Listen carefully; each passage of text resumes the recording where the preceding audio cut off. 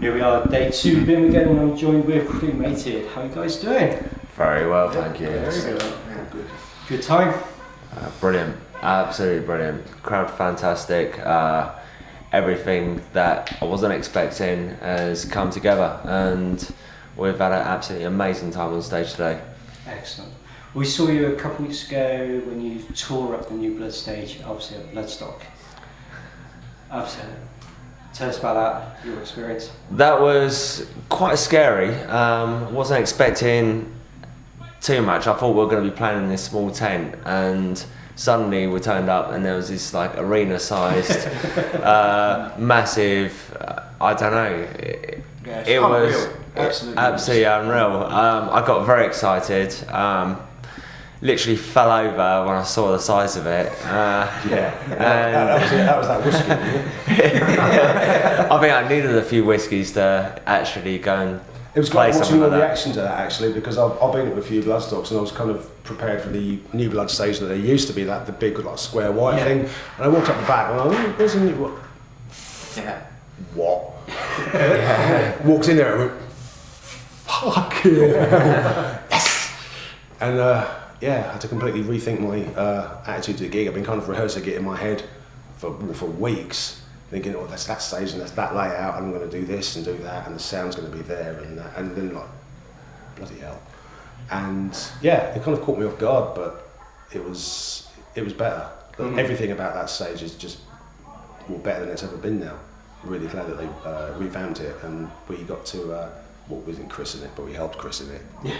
It was good, man. What about you? What was your feelings on that? You've been a Bloodstock for a while now. Yeah, it was my 5th Bloodstock, and it was just great to see the care and the effort that the organisers put in to the unsigned bands, you know. So, stage crew were fantastic. yes, amazing stage crew, really good. Yeah.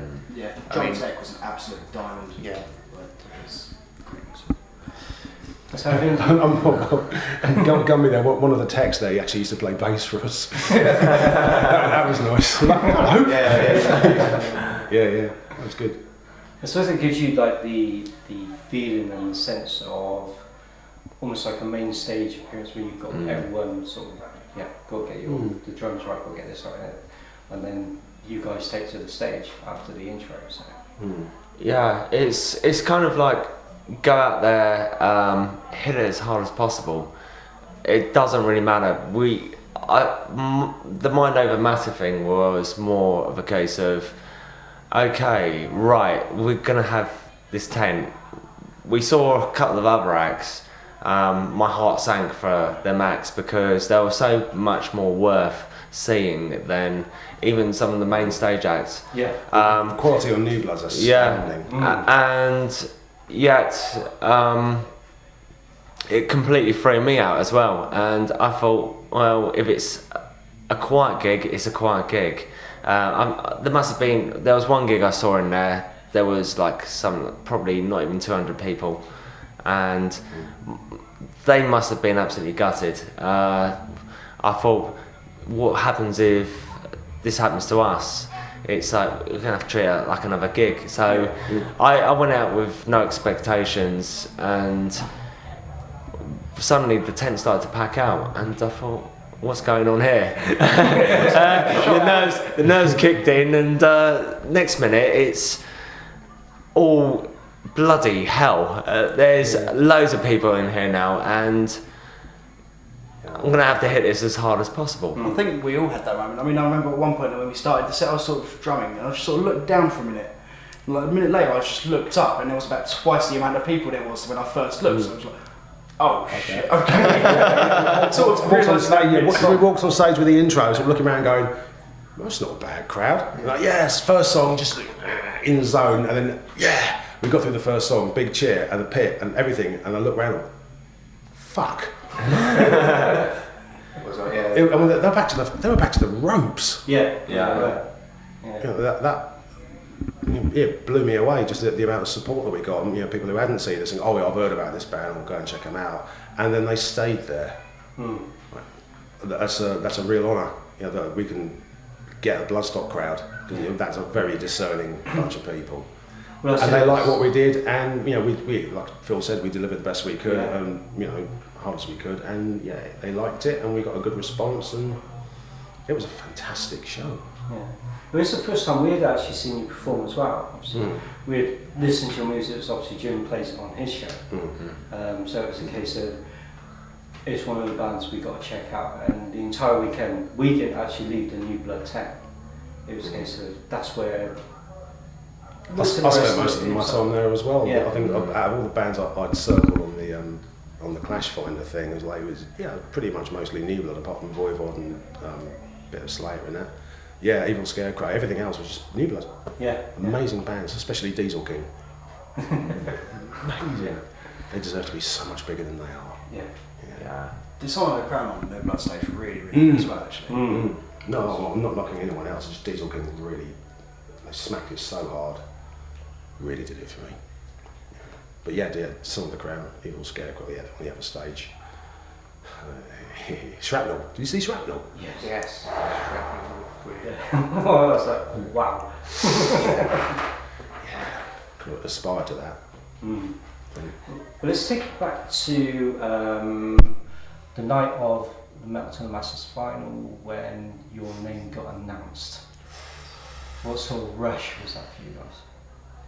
That was kind of very, very warming. What happened was we hit the stage, we came straight out of the studio, straight into competition mode, so we didn't even have any warm-up gigs.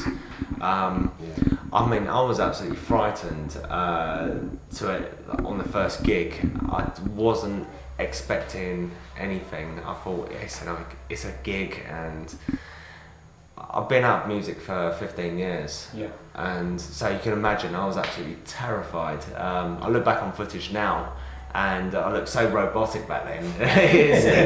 I laugh at it because I look at now new videos and the progress of how everything's gone, and even I'm impressed with how we've wanted to actually get this thing kicked off. It's been like a lot of study. It's been a lot of mishaps. Getting back together, coming together, pushing it as far as we can possibly go. Anyway, I mean that announcement was absolutely unbelievable. Of look, you guys are playing Bloodstock. It's with something like that when you've not been in music for this long is quite a daunting process because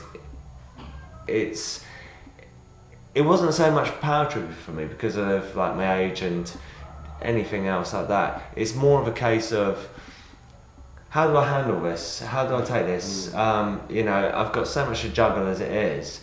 I mean, I'm a father to a couple of kids, and my daughter was absolutely astounded. She was like, "Wow, Dad, you're going to be a rock star." I'm like, "No, I'm still your dad." It's regardless, I'm just treat this as another gig. I mean, like Melt to the Masses was a really daunting process for probably all of us because there was so much. Think a lot about what we were doing. There was so much competition going around, and there's a lot of when you get a lot of that, there's a lot of egos and everything else, and it flies high. There's a lot of hatred. There's a lot of people loving you for what you do, and when we went into that gig, we were absolutely probably all terrified, and we came out of it, and I just turned around and said, I don't want to do this competition. I don't want to do it as a competition at all, and I want to do it as a gig and enjoy it. This is what it's all about, and that's how we play every show. Get out there. It doesn't matter what we're playing, where we're playing. Get out there and do the best that we can every time, and see where it goes. That's all you can do. If you start getting worried, I'm playing in front of 16 more people than we did last week, then that's just an obstacle that you don't need to have in your way. Clear all that out of your mind and just think, this is a gig, we're on stage, we're not doing anything different. It doesn't matter if there's 10 people or 1,000 people there, we're going to do the same job. So every time. Just, that doesn't make any difference, or it shouldn't make a difference. You've just got to do what you can. But I mean, it's like a social network as well, really, which I really found quite useful because there were bands which were probably better than us, but because of the attitude, it kind of ruined that. And I turned around and said, look, you know, guys, this isn't really a competition because people are going to be into your music anyway. People are going to be into ours. You know, we're all out to entertain, and you've got to absolutely go out there and give it your best shot because you want these people to come back. Yeah. And there was one band, I'm not going to say the name of it, but they were absolutely bricking it by the end of it. And I told her, I said, look, just relax and go out and enjoy yourselves, and you know, you'll be fine.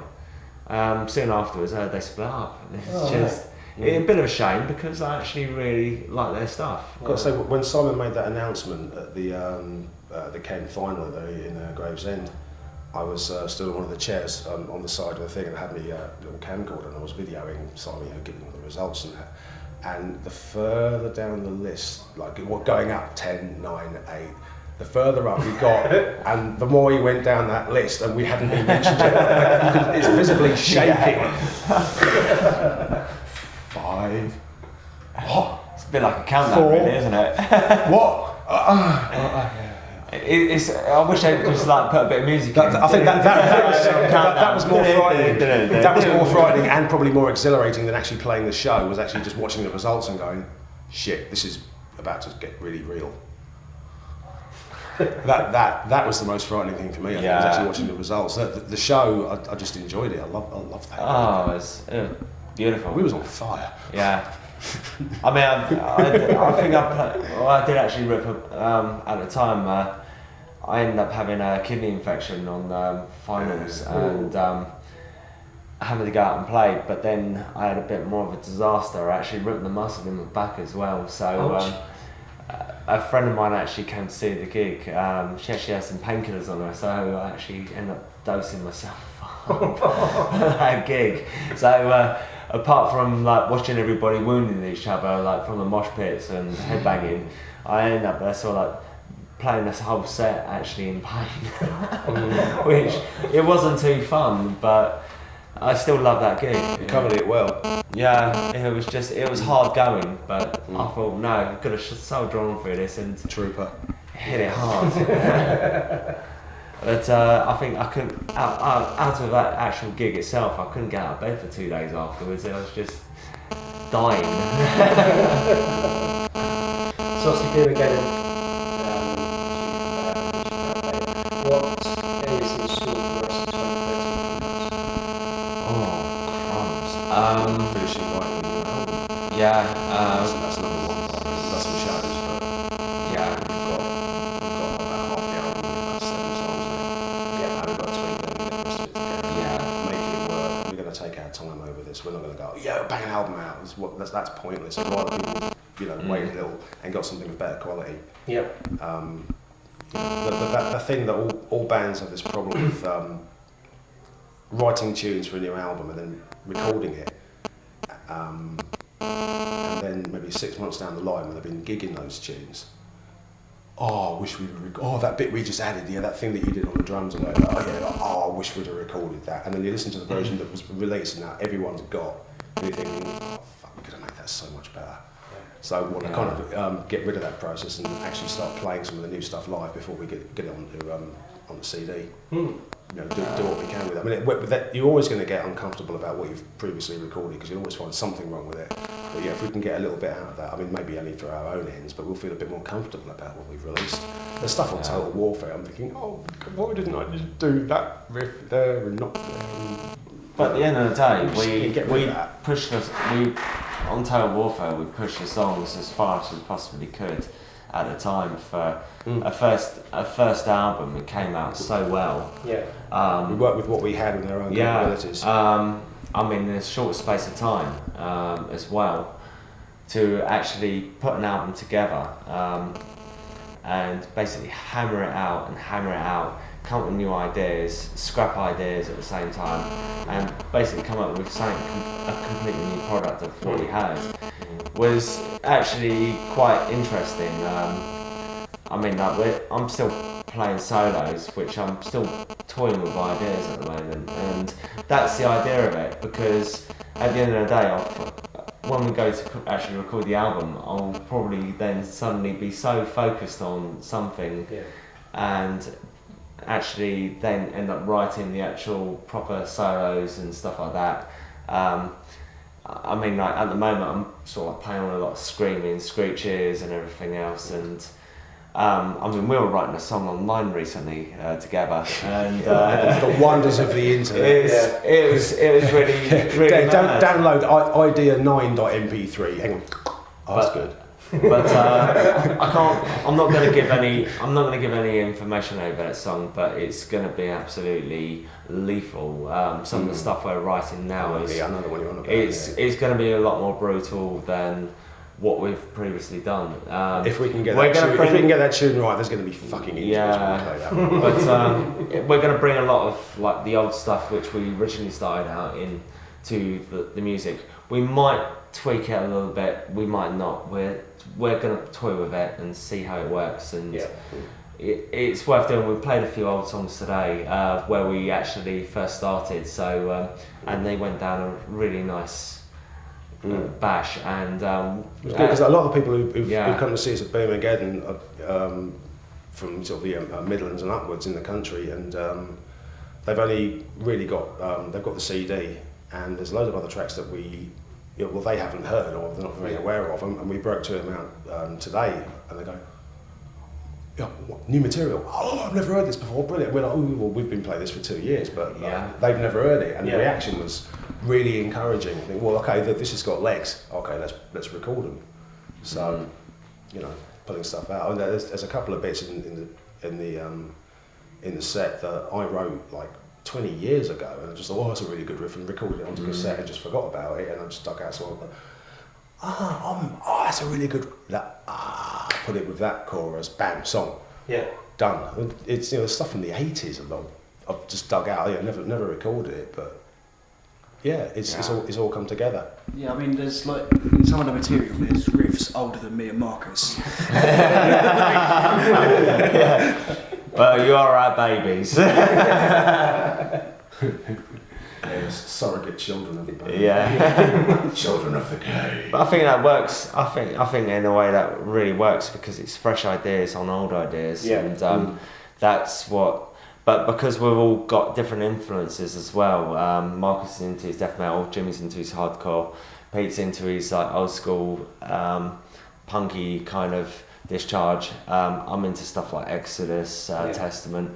It kind of goes all ways, and to bring all that together at once, it's kind of created a different kind of style of crust punk, but also a different kind of thrash as well, because I'm not just into thrash. I like everything, like with glam rock. I like stuff like Alice in Chains as well. I mean, that's how Bastards actually originated, from a kind of a Alice in Chains kind of style. That started off as a boogie shuffle, didn't it? Yeah. Just messing about. I thought, hang on, and wait a minute, speed that up. Jimmy played DB. Fuck. It turned out to be probably take 30 seconds. Yeah. We had that riff. And it's one bit of of our blues best live tunes now, isn't it? Yeah, I mean, like bit of blues thrown into it because I've got a blues background as well, and that was it. I thought fantastic. It's just the way it came together was better than I actually anticipated in the first place. It's same with Thrash Ain't Dead when we recorded it, and that started life as that thing on that Yeah, isn't yeah. It? That Thrash Ain't Dead's actually the second half of a tune. I just thought, we'll have a bit of the tune, we'll have a solo.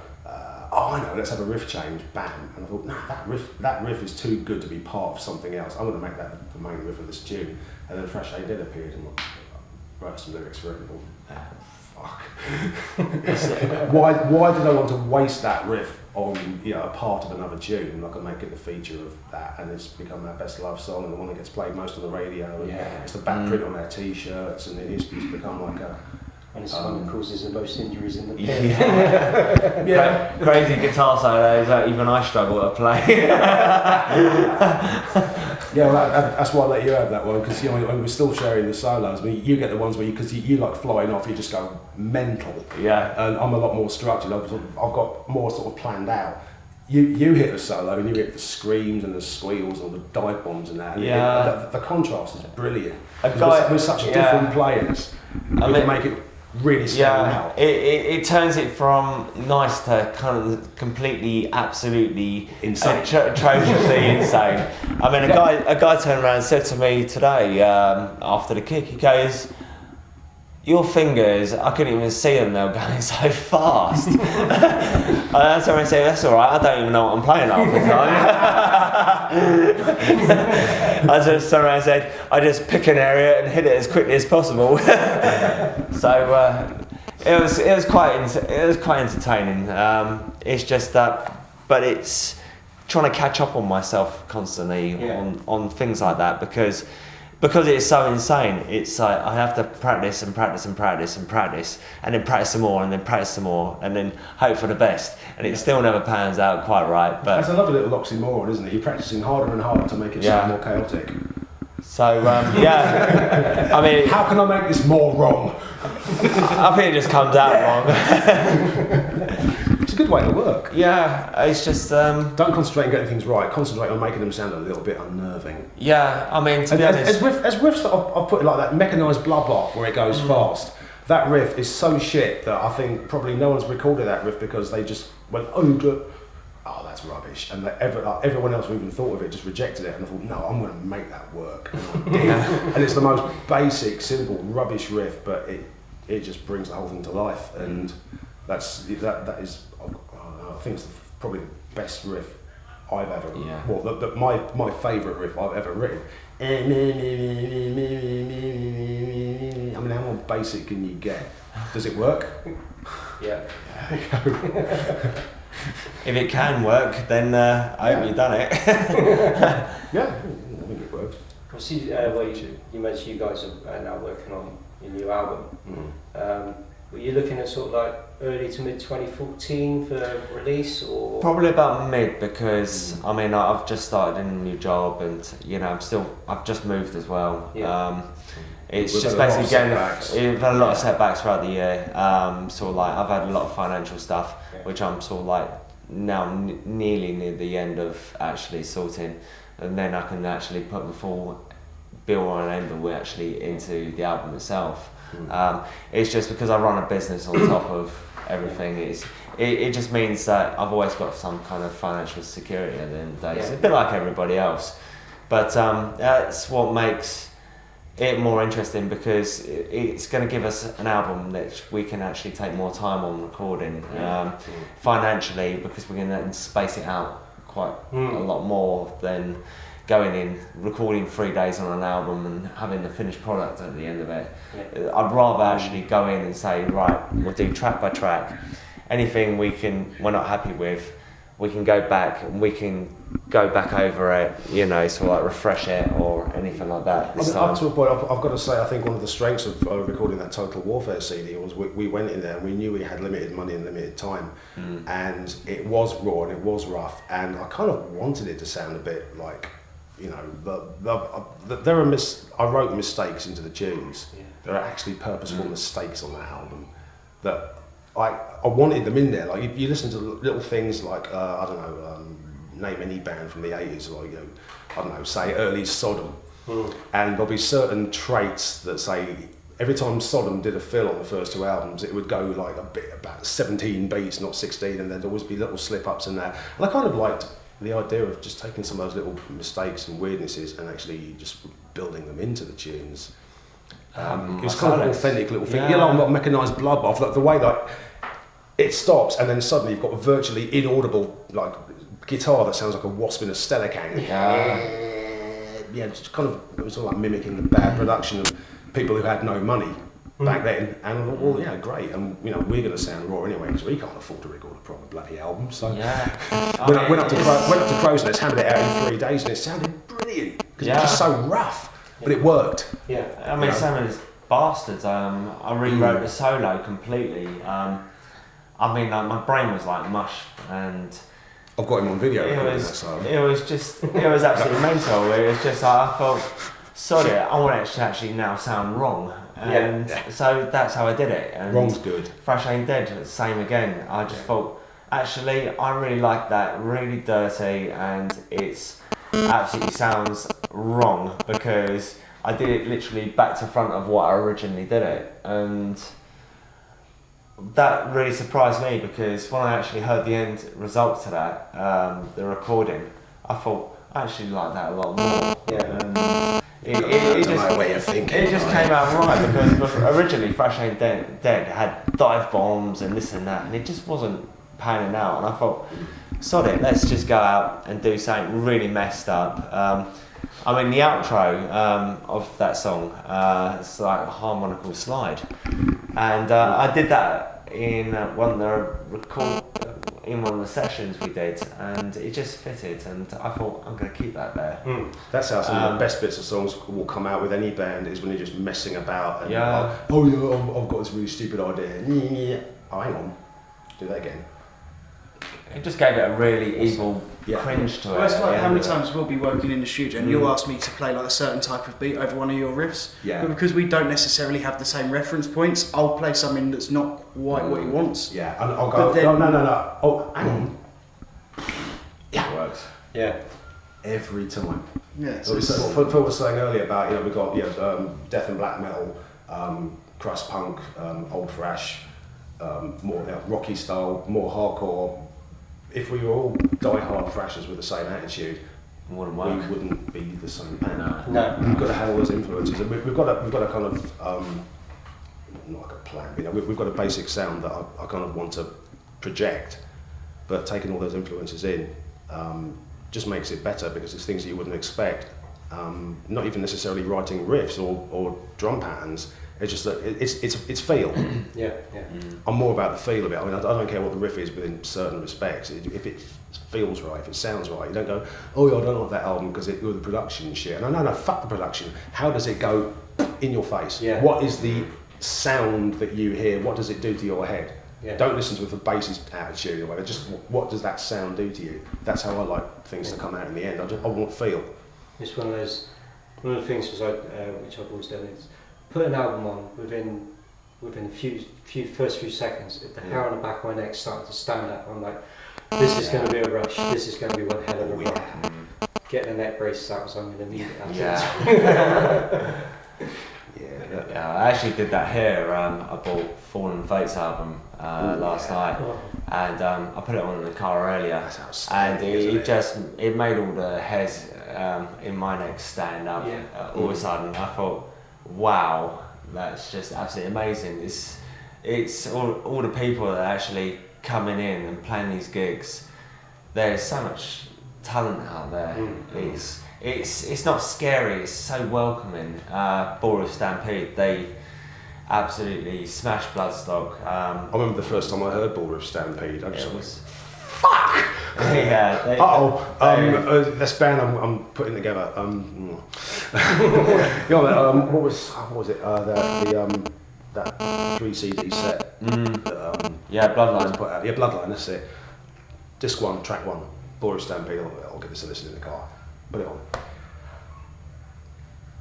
Oh, fuck. And then I saw them live and I thought, they can't possibly replicate that. And they did. Yeah. Well, that's like a Talented. gold standard. Really talented guys. It's How to really project thrash.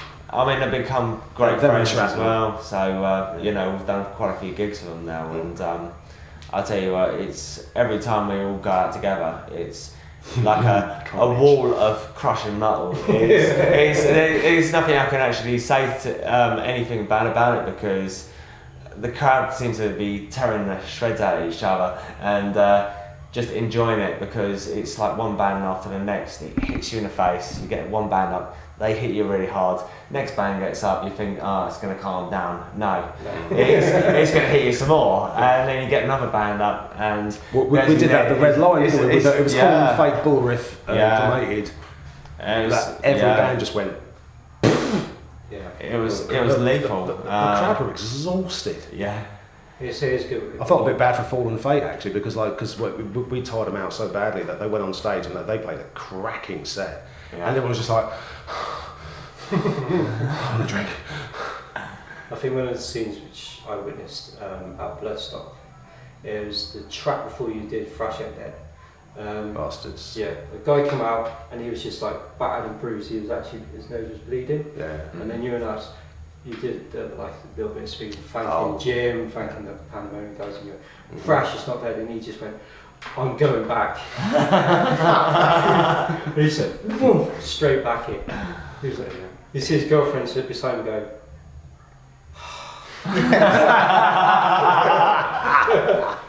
this is an all-time classic. Yeah, but I like to kind of want to say encourage that. I mean, people are going to go to certain lengths to hurt each other in the pit and all that. But I mean, I think back to when I was going to thrash shows and whatever hardcore shows, and getting in really, really violent situations. Not like not nasty, but everyone was just beating the crap out of each other. People coming out with broken ribs, teeth missing. Really sort of. Insane damage to each other, but thinking how I felt, not how much you're going home like battered and bleeding, but just thinking what that adrenaline rush and what can I do to form the band I'd most like to see. Well, that's Here we the thing are. as well, because obviously I no longer go into the pit. I don't do like the raw depths. It's like No, past that anymore. I've got to start leave that to the younger crowd. it's one of those things where it's I've broken a lot of bones. even when you were in it and you were like getting battered and bruised and pushed from side to side. The end of the song is like masses all hugging the guy, just beating 10 tons of crap out of you. The next morning you wake up, you're like, right, out of bed against the doctor's appointment. I broke my hip in a pit once. That was quite fun.